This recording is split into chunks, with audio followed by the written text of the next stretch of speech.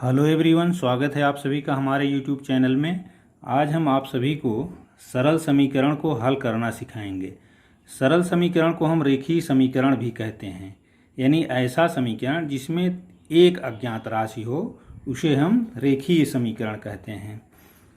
तो समीकरण में दो पक्ष होते हैं, एक बायां पक्ष होता है और एक दायां पक्ष होता है। तो बाएं साइड वाला पक्ष बायां पक्ष कहलाता है और दाएं साइड वाला दायां पक्ष कहलाता है। तो समीकरण हल करने का मतलब होता है कि दिए गए समीकरण में अज्ञात राशि का मान ज्ञात करना। यहाँ पर अज्ञात राशि हमारी x है। यदि x का मान हम ज्ञात कर लेते हैं तो हमारा समीकरण हल हो जाता है। तो समीकरण को हल करने के लिए सबसे पहले हम अज्ञात राशि को एक पक्ष में करते हैं और ज्ञात राशियाँ जो होती हैं यानी अचर पदों को दाहिने पक्ष में ले जाते हैं। तो यहाँ पर देखिए हमारा अचर पद 5 है और इसी में 4 है। तो हम यहाँ पर लिखेंगे 3x बराबर, यहाँ पर जब कोई राशि बाएं पक्ष से दाएं पक्ष में जाती है तो उसका चिन्ह बदल जाता है। तो यहाँ ऋण है तो वो जब दाहिने पक्ष में जाएगी तो यहाँ धन हो जाएगा। तो लिखेंगे 4 धन 5। अब उसी तरीके से यदि बाएं पक्ष में गुणा है तो दाहिने पक्ष में भाग हो जाता है और बाएं पक्ष में भाग है तो दाहिने पक्ष में गुणा हो जाता है। अब यहाँ पर हम लिख लेंगे या 3x बराबर 4 + 5। अब या 3x बराबर यहाँ पर ये 5 4 9 हो जाएगा। अब यहाँ पर हमारा x अज्ञात राशि है और इसके साथ संख्या 3 का गुणा किया गया है। अब हम यहाँ पर दोनों पक्ष में 3 से भाग दे देंगे, क्योंकि बाएं पक्ष में जब गुणा किया जाता है तो दाहिने पक्ष में भाग दे दिया जाता है। अब यहाँ पर जब हम भाग देंगे तो ये 3 से 3 कैंसिल हो जाएगा, यहाँ पर हमारा x बचेगा और 9 में 3 से जब भाग देंगे तो ये हमारा आ जाएगा 3 तिहाई 9, 3 आ जाएगा। अब यहाँ पर x बराबर हमारा आ गया 3। तो यही हमारा आंसर हो गया, अर्थात यहाँ पर अज्ञात राशि का मान मालूम हो गया। तो इसी तरीके से हम कोई भी रेखीय समीकरण या सरल समीकरण दिया गया है तो उसको हल कर लेते हैं। आइए अब एक और उदाहरण लेते हैं।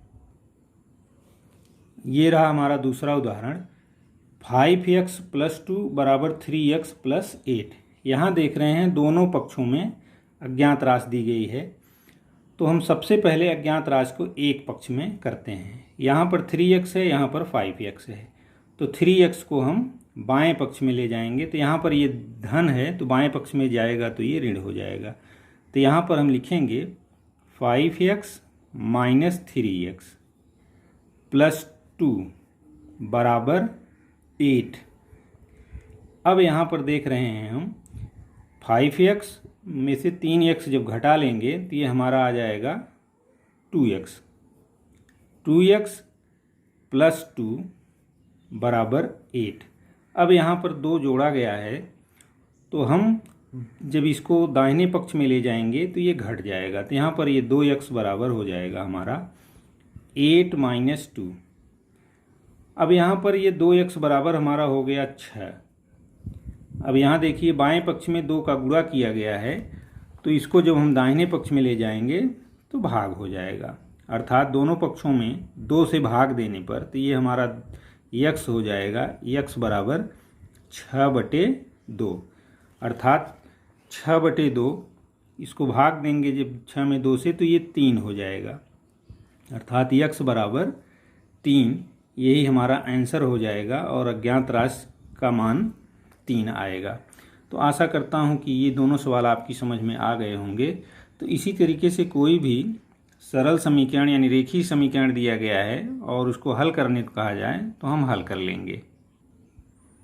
आइए एक और सवाल देखते हैं। ये हमारा तीसरा सवाल है, 7y/5 बराबर y - 4।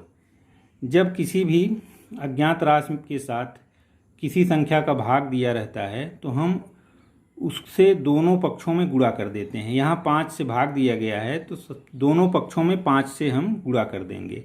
तो यहाँ पर जब गुणा करेंगे तो ये हमारा 7y हो जाएगा। 7y बराबर y के साथ जब 5 का गुणा करेंगे तो 5y हो जाएगा और -4 के साथ 5 का गुणा करेंगे तो ये 20 हो जाएगा। यहाँ हम लिख सकते हैं कि दोनों पक्षों में 5 से गुणा करने पर, दोनों पक्षों में 5 से गुणा करने पर, 5 से गुणा करने पर, गुणा करने पर, यदि हम कोई भी सवाल लगा रहे हैं तो जो संक्रिया करते हैं उसको यदि लिख दें तो सवाल और अच्छा क्लियर हो जाता है। अब यहाँ पर देख रहे हैं बाएं पक्ष में एक अज्ञात राशि है 7y, दूसरी है दाहिने पक्ष में 5y। तो हम अज्ञात राशियों को एक पक्ष में कर लेते हैं। तो अब यहाँ पर 5y को बाएं पक्ष में ले जाएंगे तो 7y - 5y, अब ये बराबर हो गया हमारा -20। यहाँ पर माइनस है तो -20 हो जाएगा। अब यहाँ पर 7y में से जब 5y घटाएंगे तो 7 में से 5 घटाएंगे तो ये हमारा 2y बराबर -20 हुआ। अब यहाँ पर 2 का गुणा किया गया है बाएं पक्ष में y के साथ, अब दाहिने पक्ष में ले जाएंगे तो भाग हो जाएगा। तो y बराबर -20/2, -20 में जब 2 से भाग देंगे तो ये हमारा आएगा -10। तो यह y बराबर 10, यही हमारा आंसर हो जाएगा। तो अब हम आंसर की जांच भी कर सकते हैं कि हमारा सवाल सही है कि नहीं। तो दिए गए रेखीय समीकरण में y के स्थान पर अगर हम -10 रख दें तो जितना बाएं पक्ष में आना चाहिए उतना ही दाहिने पक्ष में भी आना चाहिए। आइए हम उत्तर की जांच कर लेते हैं। देखिए कैसे उत्तर की जांच करते हैं। तो 7y की जगह हम -10 लिख देंगे। ये हमारा बटे नीचे 5 है, ये हमारा बायां पक्ष है, तो इसका मान हमारा आ रहा है -70, -70/5।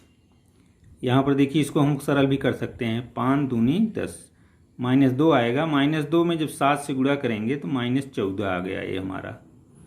अब ये हमारा एक पक्ष हो गया, दूसरा पक्ष y -4 करते हैं।